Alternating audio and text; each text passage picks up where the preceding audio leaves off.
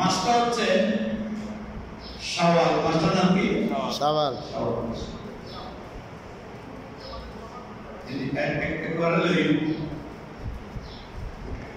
আমাদের সম্মানিত উপজেলা কমিটির সেক্রেটারি মহোদয়, আল্লাহ যেন হায়াতের মধ্যে বরকত দেয়, সবাই বলে আমিন। আমরা এটা সুস্থতা নসিব করে সবাই বলে আমিন। আসসালামু আলাইকুম।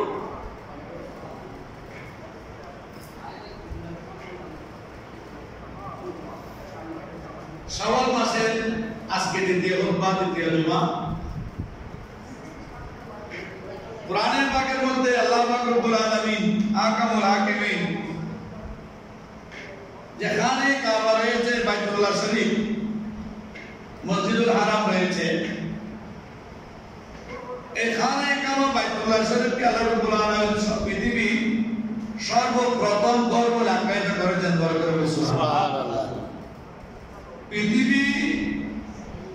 পৃথিবীর সর্বপ্রথম ঘর, ইন্না আউওয়ালা বাইতিন উদিয়া লিন-নাস, পৃথিবীর সর্বপ্রথম ঘর হিসেবে যে ঘরকে আল্লাহ আখ্যায়িত করেছেন কোরআনে পাকে, যেটা মানুষের জন্য বানানো হয়েছে, বড় করে বলে সুবহানাল্লাহ। কাদের জন্য বানানো হয়েছে? মানুষ থাকার জন্য নয়, ঘুমানোর জন্য নয়। এই যে আমরা মসজিদে থেকে ঘুমাই, রানে ছোটা নিয়ে, ব্যাগ বস্তা নিয়ে, ডেস্কি হান্ডি নিয়ে, অনেক মানুষের অভ্যাস আছে মসজিদে ঘুমানো। মসজিদে ঘুমানোর জায়গা নয়, এই মসজিদ হচ্ছে আল্লাহর জন্য ইবাদতের জায়গা। বড় করে বলি সুবহানাল্লাহ। খানে কাবা এটা মসজিদুল হারাম।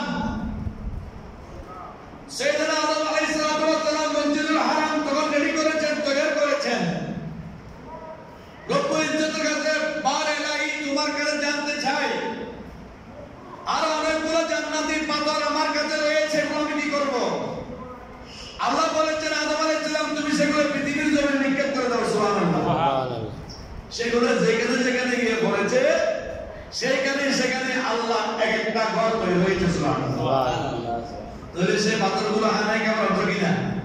ঠিক। হানায় কাবার অংশ পাথরগুলো পৃথিবীর যে যে স্থানে পড়েছে, সেখানে আল্লাহর ঘর হয়েছে। হানায় কাবা যদি ঘুমানোটা আল্লাহ ঘুমানোর ঘর বানান নাই, তাহলে এটা কি ঘুমানোর ঘর? এটাতেও ঘুমানো, তবে হ্যাঁ, এবারে ঘুমানো একটা ইবাদত। যখন ওই ব্যক্তি ইতিকাফ পালন করে, বড় করে বলি সুবহানাল্লাহ, যখন ওই ব্যক্তি নামাজ আদায়ের পরে সুন্নত পেশ একটু বিশ্রাম করবে, যখন ওই ব্যক্তি ইবাদত করতে একটু স্বস্তির জন্য একটু জিরিয়ে নিবে, তবে একদম নাক ডেকে ডেকে মুসল্লি টাঙ্গিয়ে সুন্দর করে পর্দা দিয়ে, হ্যাঁ, মুসল্লি এদিকে আসবে, আগে দিকে ঘুমান পর্দা থাকবে দিকে, এই সিস্টেম করে আল্লাহর ঘরের মধ্যে ঘুমানোটা হারাম। বড় করে নাউজুবিল্লাহ। আল্লাহ রাব্বুল আলামিন কুরআন শরীফের মধ্যে মহান রব্বুল আলামিন বলেছেন, ইন্না আউওয়ালা বাইতিন উদিয়া লিন-নাস, আমি রব্বুল আলামিন পবিত্র খানে কাবা বানিয়েছি। পবিত্র খানে কাবা পৃথিবীর সর্বপ্রথম ঘর বানিয়েছি। এটা কেউ ঘুমানোর জন্য বানাই নাই, এটা কাউকে বসে থাকার জন্য বানাই নাই। একমাত্র মানব জাতি, আমি আল্লাহর বান্দারা, আমি আল্লাহর ইবাদত করার জন্য খানে কাবাকে আমি প্রস্তুত করে যুক্ত হয়ে বলুন সুবহানাল্লাহ। সর্বপ্রথম খানে কাবা বাবা আদম আলাইহিস সালাম রেডি করেছেন, তৈরি করেছেন। এরপরে এক একজন একভাবে করেছেন, খানে কাবা তৈরি করেছেন।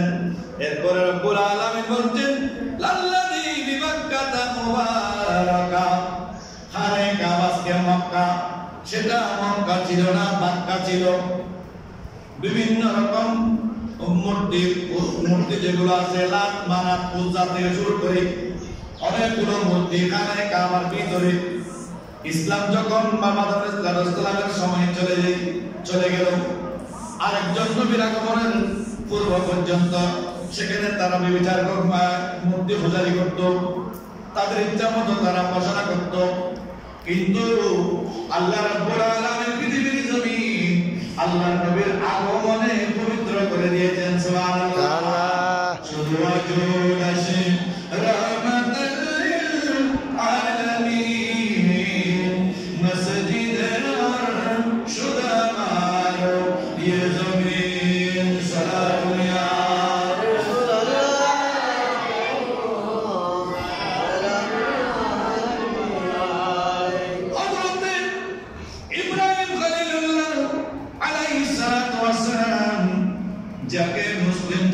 পিতা হিসেবে আখ্যায়িত করা হয়। হযরত ইব্রাহিম খলিলুল্লাহ আলাইহিস সালাম ছোটবেলায় পরিবার পরিজনের মধ্যে যখন থাকতো, চাচার কাছে তিনি বড় হয়েছেন, বাবার স্নেহে আদর লালিত পালিত হয়েছেন, এজন্য চাচাকে বাপ হিসেবে আখ্যায়িত করা হলো। চাচাকে একটা হাদিস শরীফের মধ্যে আছে, আল্লাহ আমি বলেছি ছোটবেলায় আমার বাপ জমিন থেকে চলে গেছে, আমি দাদার কাছে কিছুক্ষণ, এরপরে চাচার কাছে আমি বড় হয়েছি। আমি একটা দিনে চাচার কাছ থেকে পাইলাম পালান নবী সাল্লাল্লাহু আলাইহি সাল্লাম আমর রাজুলি সিনওয়াবি, চাচা হচ্ছে একমাত্র বাবার মতো মানুষ। সুবহানাল্লাহ। চাচা যেটা ছেলের জন্য পছন্দ করত, আমার জন্য পছন্দ করত, ছেলে যে জিনিসটা খাইতো আমাকে সেটা দিত, আমি বুঝতে আর বাকি রইল না, চাচা হচ্ছে একমাত্র বাবার মতো। হযরত সাইয়েদনা ইব্রাহিম খলিলুল্লাহ আলাইহিস সালামকে আজর নামের যে মানুষটি লালিত পালন করেছেন, লালন পালন করেছেন, যাকে পিতা হিসেবে আখ্যায়িত করা হলো, তিনি হযরত সাইয়েদনা ইব্রাহিম খলিলুল্লাহ আলাইহিস সালামের চাচা। বড় করে বলি সুবহানাল্লাহ। হযরত ইব্রাহিম খলিলুল্লাহ আলাইহিস সালাম এমন একজন ব্যক্তি ছিল, এমন একজন নবী ছিলেন যাকে বলা হচ্ছে বাবা চলো বিশাল একটা অনুষ্ঠান আছে আজকে, সেখানে আনন্দ হবে, উল্লাস হবে, নাচ গান হবে, বয়ান হবে, আলোচনা হবে, চলে সেখানে যাবো। তিনি বললেন না আমি যাবো না, তোমরা সকল অনুষ্ঠানে চলে যাও, আমি তোমাদের মূর্তিগুলোকে একটু পাহারা দিই।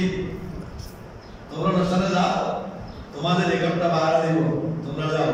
সবাই চলে গেল, তাকিয়ে আছেন যেদিকে ক্ষুধা লাগছে, ও মূর্তি খাবার দাও, কথা বলে না। বিবেচনা রাখছে, ও মূর্তি বানিয়ে দাও, বিবেচনা রাখছে, কথা বলে না।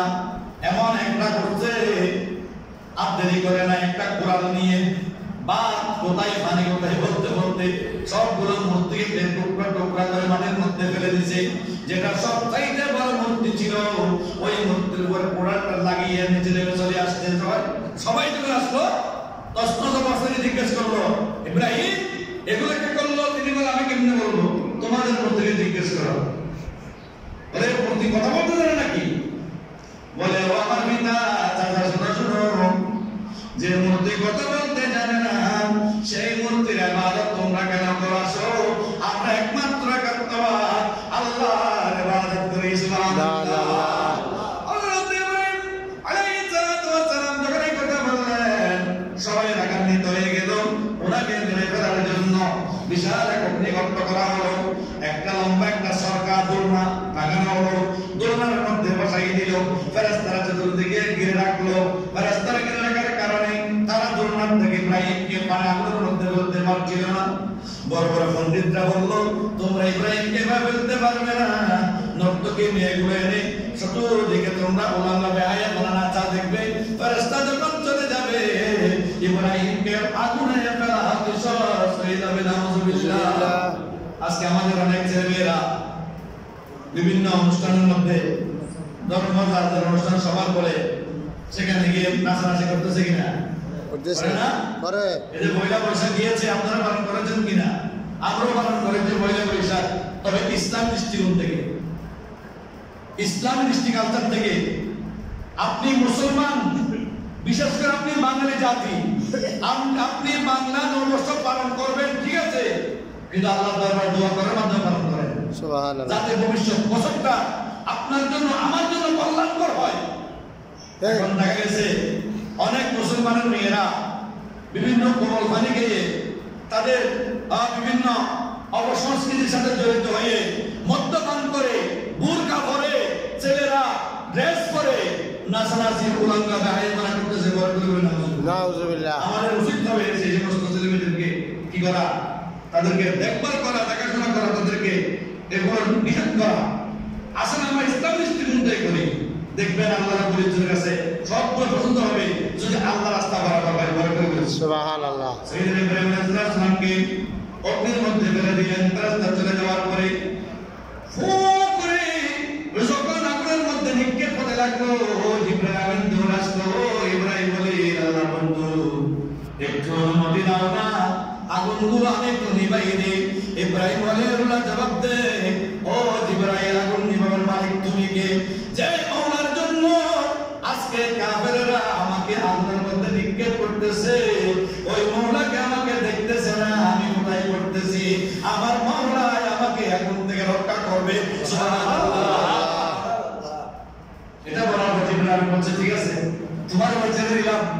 কিছুক্ষণ পর চাইতে না ইব্রাহিম খলিলুল্লাহ যখন পড়তে দিলেন আল্লাহ সাথ করে দিলেন ও ইব্রাহিম বলো না ইয়া নারু হে আগুন কুনি আমার জন্য বরদান তুমি বরফ পেয়ে দাও সুবহানাল্লাহ। আল্লাহ শিখাই দিচ্ছেন ইব্রাহিম তুমি বলো না আগুনকে ইয়া নারু কুনি বরদান ও আগুন তুমি আমি ইব্রাহিমের জন্য নয় গরম নয় ঠান্ডা এসি এয়ার কন্ডিশন হয়ে যাও সুবহানাল্লাহ। আগুনের মধ্যে থেকে বলেছেন কিন্তু জ্বলেন নাই সুবহানাল্লাহ। আগুনটা আগুন ছিল না, এটা আল্লাহর একটা জান্নাতের বাগান করে দিয়েছিল সুবহানাল্লাহ। সেই ইব্রাহিম খলিলুল্লাহ আলাইহিস সালাম খানায়ে কাবার নির্মাণের দায়িত্ব পেলেন, ছেলেকে নিয়ে খানায়ে কাবার নির্মাণ করলেন। আজকে যে খানায়ে কাবার মধ্যে আমরা গিয়ে হজ করি, তাওয়াফ করি, দোয়া করি, 1 লক্ষ রাকাত নামাজের 6 টাকা দেয়। এটা যেমন তেমন খানায়ে কাবা নয়, যেমন তেমন রাসূলের এটা দেশ নয়। আল্লাহ হাবিবের জন্য বলেছেন ক্বাল আলাইহিস সালাতু ওয়াস সালাম হুব্বুল ওয়াতানি মিনাল ঈমান। এটা আমরা অনেক মানুষের দেশকে ভালোবাসি না, দেশের বিরুদ্ধে ষড়যন্ত্র করি। আল্লাহর আব্দ যখন দেশ থেকে যখন মক্কার জমিন থেকে যখন চলে যাচ্ছেন মদিনার জমিনে পিছনে ফিরে তাকাচ্ছেন, জিজ্ঞেস করা হলো ওগো আল্লাহর হাবিব আপনি কেন পিছনে ফিরে তাকাচ্ছেন? আল্লাহর আব্দ জবাব দেয় ও আমার সাহাবায়ে কেরাম এটা তো খানায়ে কাবা নয়, এটা আমার মাতৃভূমি। এজন্য মাতৃভূমির প্রেমে আমি বারবার তাকাচ্ছি ভয় করে বলি সুবহানাল্লাহ। এজন্য দেশকে ভালোবাসা দেয় মানলাম করো। দেশের কোনো কোনো অভাব করবে সেটা বড় খারাপ, সেটা দেশের কোনো মাধ্যমে প্রতিহত করা এটা প্রত্যেকটা নাগরিকের ইমানের দায়িত্ব করে বলি সুবহানাল্লাহ। সালাতুন ইয়া